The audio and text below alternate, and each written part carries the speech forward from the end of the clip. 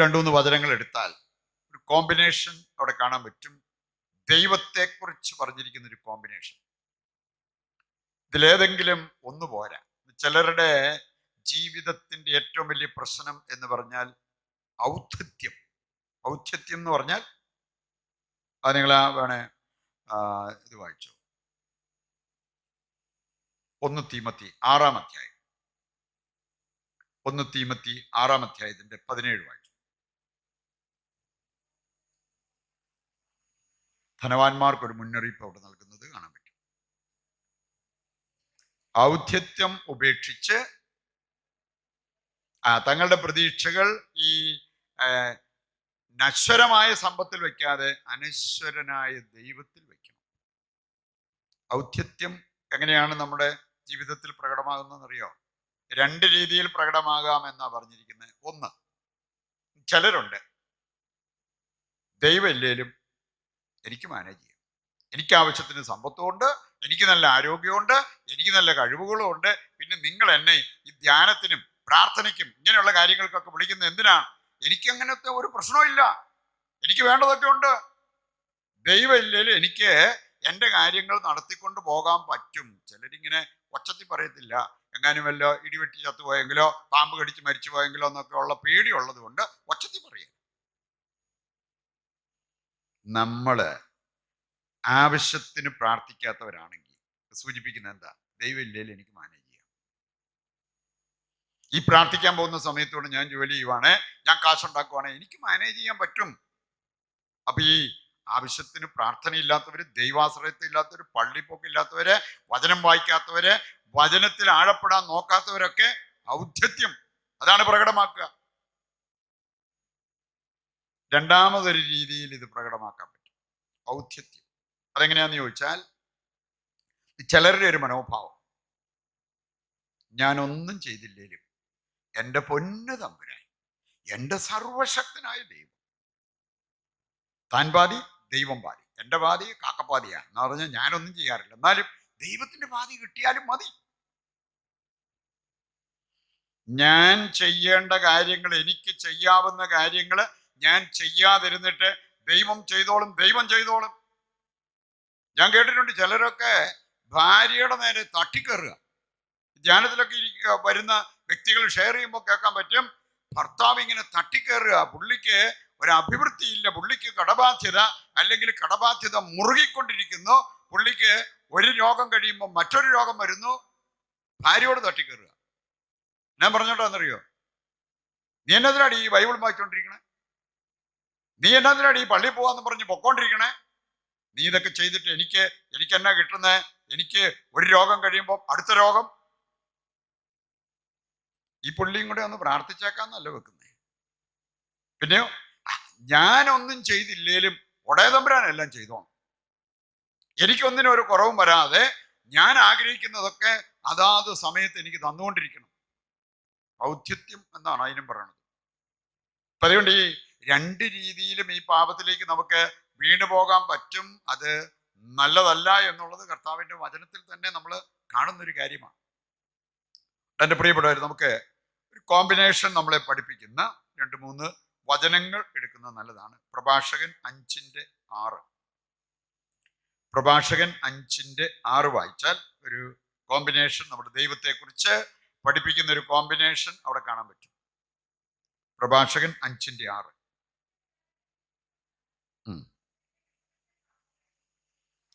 അപ്പൊ ഇതിന്റെ ഈ സന്ദേശം ഇങ്ങനെയാണ്. അത് കാച്ചിക്കുറുക്കി പറയുകയാണെങ്കിൽ, കാരുണ്യവും ക്രോധവും കർത്താവിലുണ്ട്.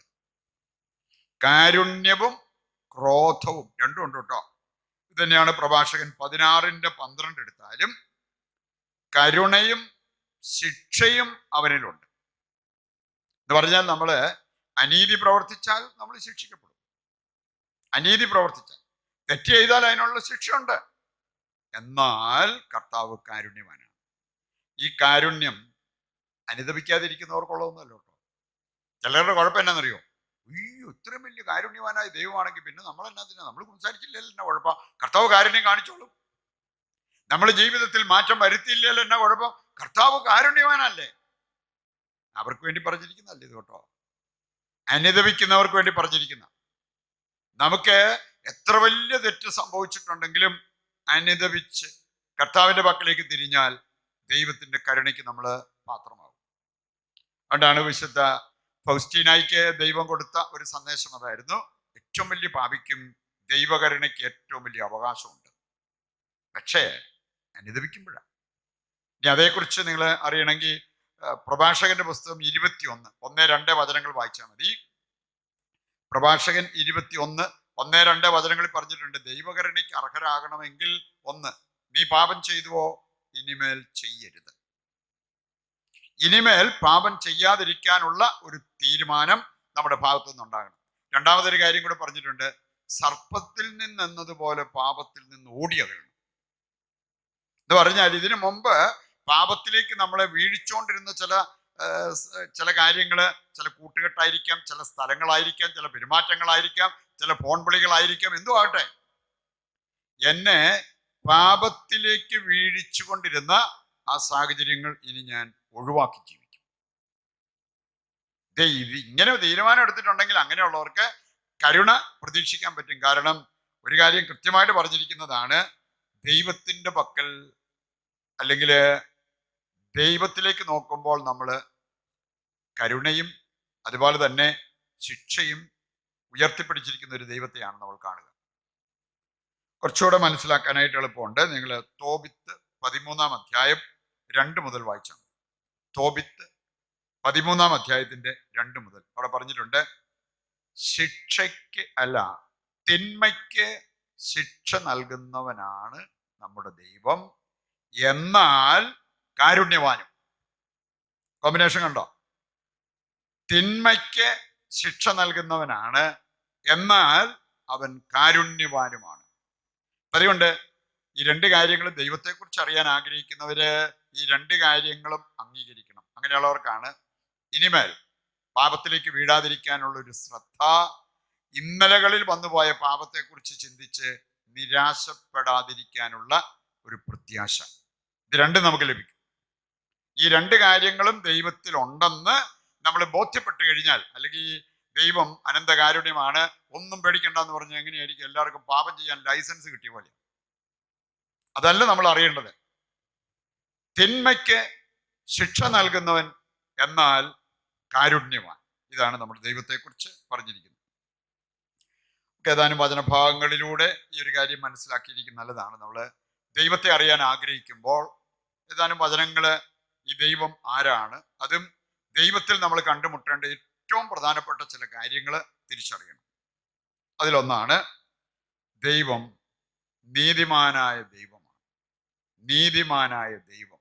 ഇനി മുമ്പോട്ട് ലാഘവ ബുദ്ധിയോടുകൂടി നമ്മൾ ജീവിക്കാതിരിക്കാൻ നമ്മളെ സഹായിക്കേണ്ട ഒരു ചിന്തയാണ്, നമ്മുടെ ദൈവം നീതിമാൻ. അനീതി പ്രവർത്തിച്ചാൽ അതിന് ശിക്ഷയുണ്ട്. കാരണം നീതിമാനായ ദൈവത്തിനെ അത് ചെയ്യാതിരിക്കാൻ പറ്റില്ല. അനീതി പ്രവർത്തിച്ചാൽ അതിന് ശിക്ഷ നമ്മൾ ഏറ്റുവാങ്ങേണ്ടി വരും. തോബിത്തിന്റെ പുസ്തകം 3-1-2 വചനങ്ങൾ. തോബിത്ത് 3-1-2 വചനങ്ങൾ എടുത്താൽ ഒരു 3 കാര്യങ്ങളാണ് അവിടെ എടുത്തു പറഞ്ഞിരിക്കുന്നത്. ഈ ദൈവത്തെക്കുറിച്ച്, നമ്മുടെ ദൈവത്തെക്കുറിച്ച് നമ്മൾ പഠിച്ചിരിക്കേണ്ട 3 കാര്യങ്ങൾ തോബിത്ത് 3-1-2 വചനങ്ങൾ വായിക്കുമ്പോൾ കാണാൻ പറ്റും. ഒന്നാമത്തെ കാര്യം, ദൈവം നീതിമാനായ ദൈവമാണ്. അതാണ് പറഞ്ഞിരിക്കുന്നത്, നമ്മുടെ ദൈവം നീതിമാനായ ദൈവം. രണ്ടാമത്തെ കാര്യം, അവൻ എപ്പോഴും വിധിക്കുന്നത് നീതിപൂർവമാണ്. എൻ്റെ പ്രിയപ്പെട്ടവരെ, ഇനിയെങ്കിലും ഒരിക്കൽ പോലും പറഞ്ഞേക്കരുത് കേട്ടോ, ഞാൻ ഇത്രയും പ്രാർത്ഥിച്ചിട്ട് എനിക്ക് എന്തുകൊണ്ടാണ് ഇങ്ങനെ വന്നേ, എനിക്ക് ഈ ദൈവം കൊള്ളില്ല, അല്ലെ ഇനി ദൈവത്തോട് എനിക്ക് സ്നേഹമൊന്നുമില്ല, ഞാൻ എൻ്റെതായ വഴികളിലൂടെ പോവുകയാണ്. ഒരിക്കലും പറയരുത്. കാരണം ദൈവത്തിന്റെ വിധി എപ്പോഴും നീതിപൂർവകമാണ്. അങ്ങനെ അല്ലാതെ ദൈവം ഒരിക്കലും നമ്മളെ വിധിക്കില്ല. ദൈവത്തിന്റെ വചനം ദൈവത്തെ അറിഞ്ഞവര് വെളിപ്പെടുത്തിയിരിക്കുന്ന കാര്യങ്ങളാണ്. മൂന്നാമത്തെ കാര്യം, തോബിത്ത് 3-1-2 വചനങ്ങൾ വായിക്കുമ്പോൾ നമ്മൾ കാണുന്ന മൂന്നാമത്തെ കാര്യം ഇതാണ്, ദൈവത്തിന്റെ പ്രവൃത്തികളും മാർഗങ്ങളും എപ്പോഴും സത്യസന്ധമാണ്. തെറ്റായ രീതിയിൽ ഒരിക്കലും ദൈവം നമ്മെ ഒരു കാര്യത്തിലേക്ക് നമ്മളെ നയിക്കത്തില്ല. ദൈവത്തിന്റെ പ്രവൃത്തികൾ, ദൈവത്തിന്റെ മാർഗങ്ങൾ എപ്പോഴും സത്യസന്ധമാണ്. 2 മക്കബായർ 12:41 എടുത്താൽ, 2 മക്കബായർ 12-ാം അധ്യായത്തിന്റെ 41-ാമത്തെ വചനം അവിടെ പറയുന്നുണ്ട്, നമ്മുടെ ദൈവം നീതിമാനായ വിധിയാളനാണ്. വിധിയാളനാണ്. ദൈവം നമ്മെ വിധിച്ചിരിക്കും, ഉറപ്പാണ്. നമ്മൾ ചെയ്യുന്ന സകല കാര്യങ്ങളും നീതിപീഠത്തിൽ വന്നിരിക്കും എന്ന വിധി ദിവസം. അത് നിങ്ങൾ ആ സഭാപ്രസംഗന്റെ പുസ്തകം 12-ാം അധ്യായത്തിന്റെ 14 എടുത്താൽ കാണാൻ പറ്റും. സഭാപ്രസംഗൻ 12-14 മനുഷ്യൻ ചെയ്യുന്ന സകല നിഗൂഢ പ്രവൃത്തികളും, അത് നല്ലതോ ചീത്തയോ ആകട്ടെ, സകല നിഗൂഢ പ്രവൃത്തികളും നീതിപീഠത്തിന്മേൽ ദൈവം കൊണ്ടുവന്നിരിക്കും വിധി ദിവസം. ഇനി ഈ ദൈവത്തെക്കുറിച്ച് പറഞ്ഞിരിക്കുകയാണ്, അവൻ നീതിമാനായ വിധിയാളനാണ്. നീതി വിട്ട് പെരുമാറുന്ന ഒരു കാര്യം ദൈവത്തിൽ നമുക്ക് ഒരിക്കലും കണ്ടെത്താൻ പറ്റില്ല. നീതിമാനായ വിധിയാളൻ. 1 യോഹന്നാൻ 2:1 വായിച്ചാൽ യേശുവിനെ കുറിച്ചും ഇത് തന്നെ പറഞ്ഞിരിക്കുന്നത് നമുക്ക് കാണാൻ സാധിക്കും. ദൈവം മനുഷ്യരൂപത്തിൽ വന്നത്, അതാണ് യേശു ക്രിസ്തു. യേശുവിനെ കുറിച്ച് പറഞ്ഞിരിക്കുന്നത് 1 യോഹന്നാൻ 2:1. 1 യോഹന്നാൻ 2-ാം അധ്യായത്തിന്റെ 1-ാമത്തെ വചനം പഠിപ്പിക്കുന്നത് യേശുവിനെ കുറിച്ചാണ്. അവനെ കുറിച്ച് പറഞ്ഞിരിക്കുന്നത് എന്താ? യേശു നീതിമാനായ ദൈവം. പിതാവായ ദൈവത്തെക്കുറിച്ചും പുത്രനായ യേശുവിനെ കുറിച്ചെല്ലാം പറഞ്ഞിരിക്കുന്ന ഒരു കാര്യമാണ് നീതിമാനായ ദൈവം. ഇനി 2-ാമത്തെ ആ ഒരു പോയിന്റ് അതാണ് നമ്മൾ കുറച്ചുകൂടെ നമുക്ക് സ്വീകാര്യമായിട്ടുള്ളതും നമുക്ക് ആശ്വാസവും സമാധാനവും പ്രത്യാശയും ഒക്കെ പകർന്നു തരുന്ന ഒരു കാര്യമാണ്, നമ്മുടെ ദൈവം കാരുണ്യവാനായ ദൈവമാണ്. നമ്മൾ കണ്ടല്ലോ, ഈ രണ്ടും ഒരു നാണയത്തിന്റെ 2 വശങ്ങൾ പോലെ നമ്മൾ കാണേണ്ടതാണ്, നീതിയും കരുണയും. ദൈവത്തിൽ നീതിയുണ്ട്. ആ നീതിയുടെ ഭാഗമായിട്ടാണ് തെറ്റ് ചെയ്യുന്നവർക്ക് കർത്താവ് ശിക്ഷ അനുവദിക്കുന്നത്. പക്ഷേ നമ്മുടെ ദൈവം കാരുണ്യവാനാണ്. അതുകൊണ്ട് കൊടുമ്പാപം ചെയ്തിട്ടുള്ളവരാണേലും അനുദപിച്ചാൽ, അനുസരിക്കാൻ തയ്യാറായാൽ അവർ ഐശ്വര്യം പ്രാപിക്കും. യെശയ്യാ 1:18 മുതലുള്ള വചനം വായിച്ചാൽ, നിന്റെ പാപം കടും ചുമപ്പാണെങ്കിൽ ഞാൻ മഞ്ഞ് പോലെ ഞാനതോ വെണ്മയുള്ളതാണ്. എന്ത് ചെയ്യണം? അനുസരിക്കാൻ തയ്യാറാവുക. നീ ദൈവം നീതിമാനാണ്, ദൈവം കാരുണ്യവാനാണ് എന്നെല്ലാം അറിഞ്ഞിട്ടും അനുദപിക്കാൻ തയ്യാറാകുന്നില്ലെങ്കിൽ ഒന്നും നടക്കാൻ പോകുന്നില്ല. ഈ കരുണയൊന്നും നമ്മുടെ ജീവിതത്തിലേക്ക് വരണമെന്നില്ല. കാരണം അനുസരിക്കാൻ നീ തയ്യാറാണെങ്കിൽ, ജീവിതം തിരുത്താൻ നീ തയ്യാറാണെങ്കിൽ, തിന്മ ഉപേക്ഷിക്കാൻ നീ തയ്യാറാണെങ്കിൽ, നന്മ ചെയ്യാൻ നീ തയ്യാറാണെങ്കിൽ നീ ഐശ്വര്യം ആസ്വദിക്കും. ആ യെശയ്യാ 1:15 മുതൽ വായിക്കുമ്പോൾ ഇതെല്ലാം അവിടെ കൊടുത്തിരിക്കുന്ന കാര്യങ്ങളാണ്. പറയുണ്ട്, വചനം ഹൃദയത്തിലേക്ക് ഏറ്റെടുത്ത ആ വചനം ജീവിക്കാനുള്ളൊരു പരിശ്രമം നമ്മുടെ ഭാഗത്തു നിന്നും വരുമ്പോഴാണ് ഈ പറഞ്ഞ ദൈവത്തിന്റെ സവിശേഷതകളൊക്കെ നമ്മുടെ ജീവിതത്തിൽ ഫലമണിയുന്നത്.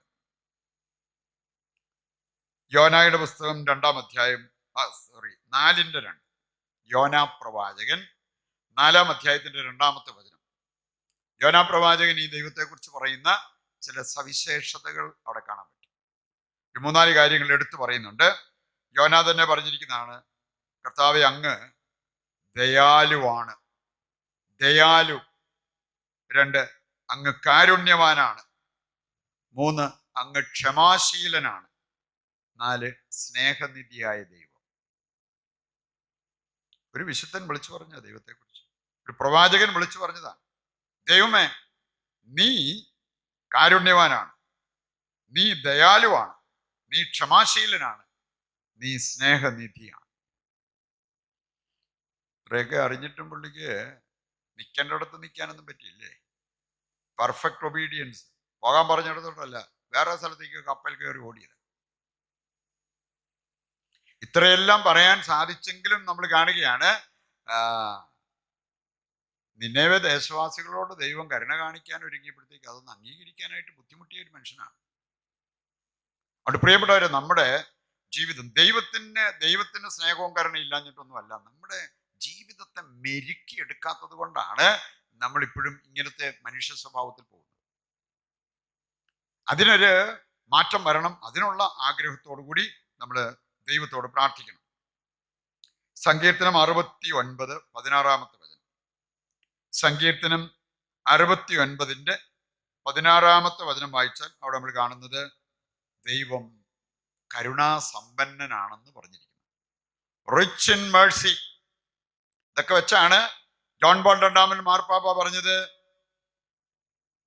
ഡെവിസ് ഇൻ മിസറിക്കോർഡിയ എന്ന് പറഞ്ഞാൽ റിച്ച് ഇൻ മേഴ്സി. ദൈവം കരുണയിൽ സമ്പന്നനായ ഒരു ദൈവമാണ്. സങ്കീർത്തനം 103:8.